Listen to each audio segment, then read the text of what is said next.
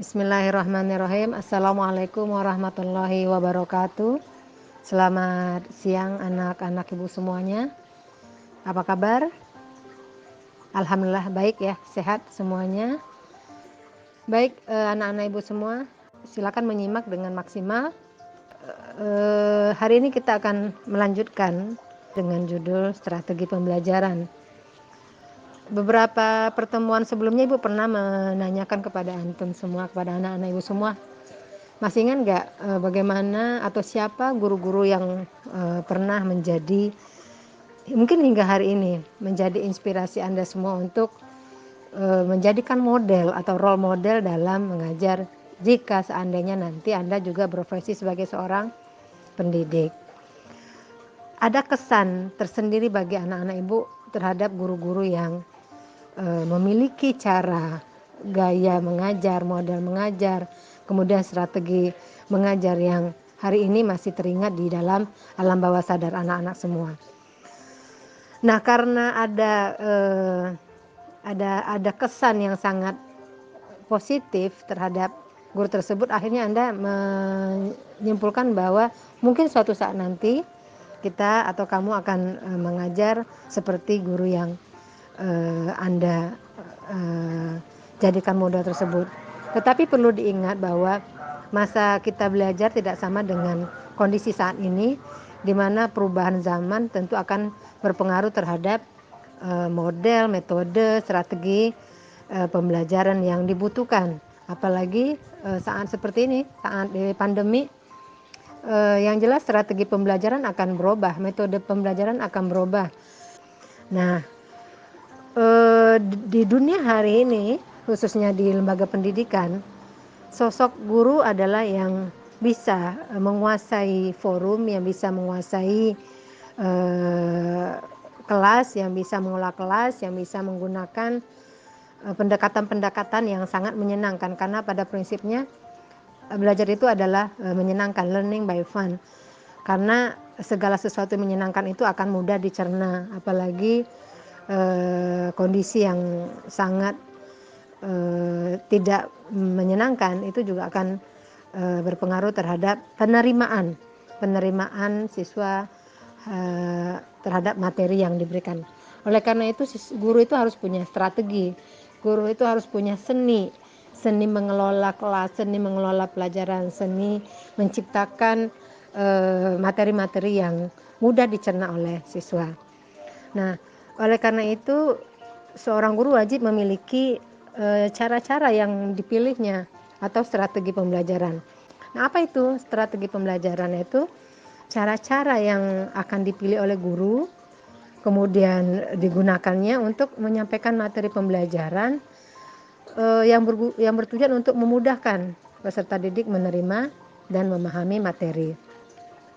Nah, apa sih bedanya metode, teknik, dan strategi? Strategi itu merupakan serangkaian proses belajar mengajar yang di dalamnya mengandung penjelasan tentang metode, yang mengandung penjelasan tentang teknik yang digunakan selama proses belajar berlangsung. Bisa diartikan bahwa metode dan teknik itu merupakan bagian dari strategi pembelajaran. Jadi payung dari metode dan teknik itu adalah strategi. Nah, ketika guru memiliki strategi, merencanakan sebuah strategi untuk misalnya ambil contoh pelajaran biologi. Nah, dia harus punya metode yang tepat untuk materi-materi yang dipilihnya. Oleh karena itu, metode dan teknik merupakan bagian daripada strategi pembelajaran. Strategi pembelajaran itu harus dimiliki oleh seorang guru. Bahasa sederhananya, wajib guru itu punya strategi, punya cara-cara yang akan dipilih ketika mau masuk kelas. Jadi ketika Anda atau ketika kita mau masuk kelas, Anda mau mengajar, sebelum mengajar Anda sudah punya silabus, sudah punya planning, sudah punya perencanaan. Kalau pelajaran ini bagusnya kita pakai metode apa, strategi apa yang Anda akan lakukan. Nah, jadi jika menginginkan anak-anak itu menerima pelajaran dengan cepat, kemudian mereka bisa memahaminya dan mengimplementasikannya, kemudian suasana kelas itu menjadi aktif, komunikatif, interaktif antara guru dengan siswa, ada atmosfer menyenangkan dalam belajar. Sudah seharusnya dan sudah sewajibnya guru itu harus punya strategi pembelajaran yang harus dipilih dari beberapa yang sudah banyak tertera dalam buku-buku referensi, dan mungkin berdasarkan pengalaman-pengalaman orang-orang senior-senior, orang tua senior-senior atau guru-guru yang menjadi model seorang guru tadi. Kenapa harus dimiliki oleh seorang guru? Karena strategi pembelajaran itu sangat menentukan kualifikasi atau layak tidak layaknya seseorang itu menjadi guru. Layakkah dia dikategorikan seorang pendidik? Sudah tepatkah dia menyandang gelar seorang pendidik? Karena proses belajar mengajar itu memerlukan seni, memerlukan keahlian, bukan hanya kompetensi di bidang ilmu pengetahuan, bukan hanya kompetensi di bidang keterampilan, tetapi dia juga harus memiliki cara atau seni yang bisa merangkul, bisa mengajak anak-anak untuk melek terhadap materi yang diberinya tadi. Nah, dari beberapa strategi pembelajaran yang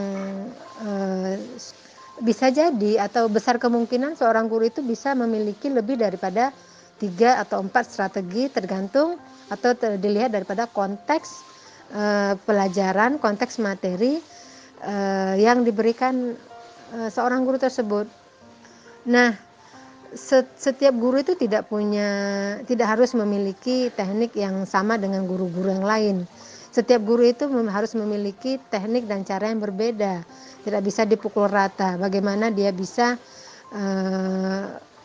mengeluarkan semua pengalaman-pengalaman dari bacaannya, dari interaksinya dengan teman-teman gurunya, dari komunikasi dengan guru-guru senior, mengambil pengalaman-pengalaman orang-orang terdahulu. Bisa jadi satu guru itu memiliki teknik yang berbeda dengan guru-guru yang lain. Tetapi pada prinsipnya strategi pembelajaran harus digunakan dan harus dimiliki oleh seorang guru. Nah, strategi pembelajaran itu banyak ya, ditinjau dari bahan ajar, ditinjau dari bahan pelajaran yang disajikan, dan ditinjau dari peserta didik. Nah, di sini Ibu akan sampaikan macam-macam strategi pembelajaran. Strategi pembelajaran ditinjau dari bahan ajar itu ada 3. Ada 2. Yang pertama adalah discovery dan yang kedua adalah exposition. Discovery itu bahan pelajaran dicari dan ditemukan sendiri oleh peserta didik. Jadi subjek dan orientasi pembelajaran itu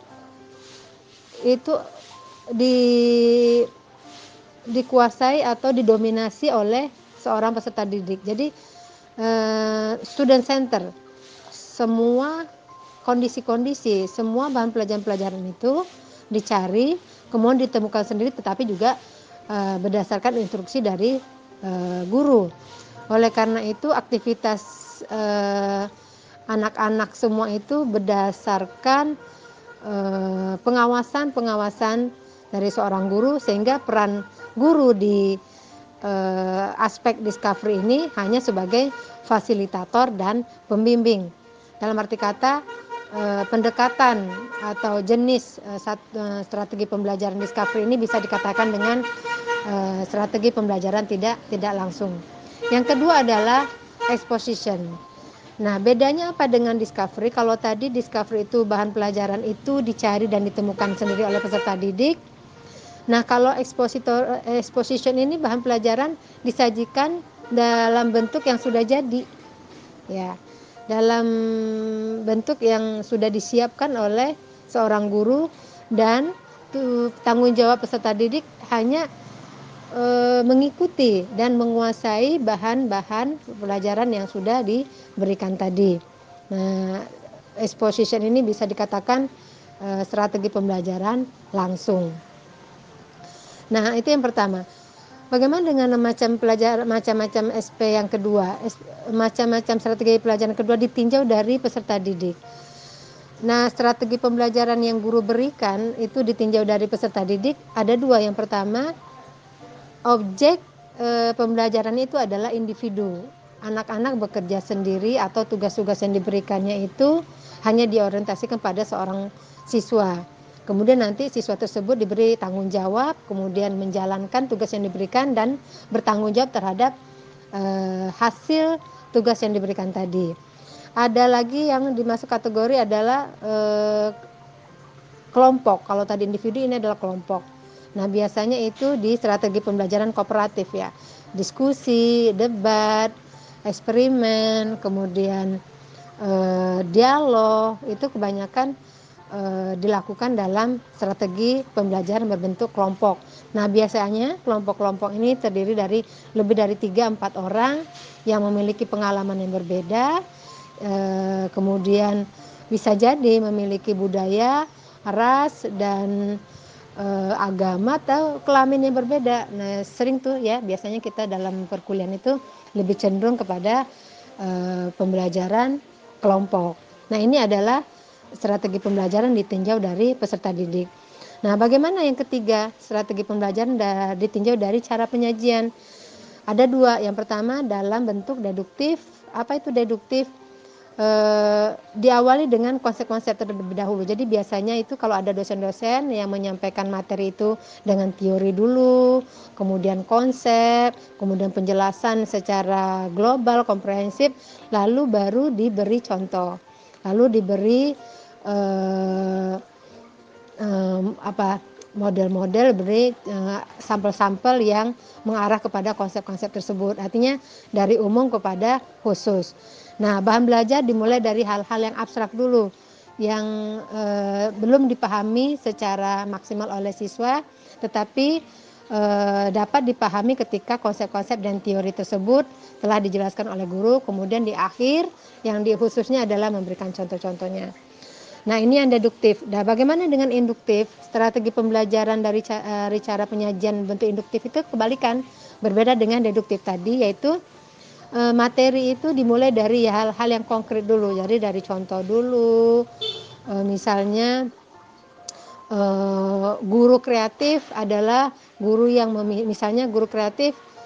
Kalau yang deduktif memberikan penjelasan apa itu pengertian guru kreatif adalah guru yang memiliki cara inovatif dan kreativitas yang tinggi dalam memberikan pelajaran. Nah, contohnya apa? Contohnya guru memberikan memberikan materi pelajaran biologi dengan contoh penggunaan ice breaking. Nah, ini adalah dari umum ke khusus. Nah, kalau induktif itu tadi kebalikan, memberikan contoh dulu dari yang khusus dulu, kemudian baru ke yang umum. Dari yang konkret dulu baru ke yang khusus. Nah, peserta dihadapkan pada materi yang kompleks yang rumit. Kenapa? Karena contoh dulu baru dikasih penjelasan. Nah, ini adalah macam-macam strategi pembelajaran yang dilihat dari berbagai macam perspektif. Nah, adapun macam-macam strategi pembelajaran itu Anda bisa lihat di dalam PPT. Kemudian di sana juga ada metode-metode yang termasuk dalam kajian-kajian macam-macam strategi pembelajaran tadi. Misalnya strategi pembelajaran expository. Expository itu bisa dilakukan dengan ceramah, bisa dilakukan demonstran, bisa dilakukan sosiodrama. Nah, expository ini kalau masa dahulu itu banyak guru-guru menggunakan strategi pembelajaran expository lebih kepada ceramah ya. Nah, tapi di akhir nanti juga ada strategi pembelajaran yang berbasis e-learning. Nah, perubahan-perubahan strategi pembelajaran itu sesuai dengan konteks, zaman, dan kebutuhan. Oleh karena itu, sebagai seorang guru yang punya keinginan untuk menghasilkan pembelajaran yang menyenangkan dan bisa diterima oleh semua murid dari berbagai macam gaya atau style pembelajaran, itu bisa mencari, kemudian memilah dan memilih kira-kira strategi pembelajaran, metode pembelajaran seperti apa yang harus diberikan di kelas. Bisa jadi satu pertemuan itu berbeda metodenya dengan pertemuan berikutnya. Jadi diharapkan kemudian dibutuhkan kreativitas kita, dibutuhkan kreativitas guru untuk mencari teknik-teknik yang membuat siswa itu menyenangkan. Akhirnya siswa ketika gurunya itu mengajar dengan cara-cara yang variatif, itu akan menjadi tergugah. Dan insya Allah kalau kamu nanti menjadi guru, gunakan strategi pembelajaran, metode-metode dan teknik yang bermacam-macam ini. Semakin banyak membaca, semakin banyak membaca dari beberapa referensi, itu semakin mengayakan seorang guru, dan akhirnya profil guru kreatif itu menjadi gelar anak-anak ibu yang memang menginginkan menjadi guru yang kreatif dan disenangi oleh anak-anak. Baik, nah dari penjelasan ini belum maksimal ya, Anda silakan membaca beberapa referensi yang ada. Ibu mohon maaf seandainya, karena kunci pelajaran itu bisa diterima adalah menerima kondisi apapun dengan kepuasan batin, kepuasan hati, keikhlasan, dan tidak banyak berharap lebih daripada kondisi yang seharusnya. Baik, demikian. Wabillahi taufiq wal hidayah. Wassalamualaikum warahmatullahi wabarakatuh.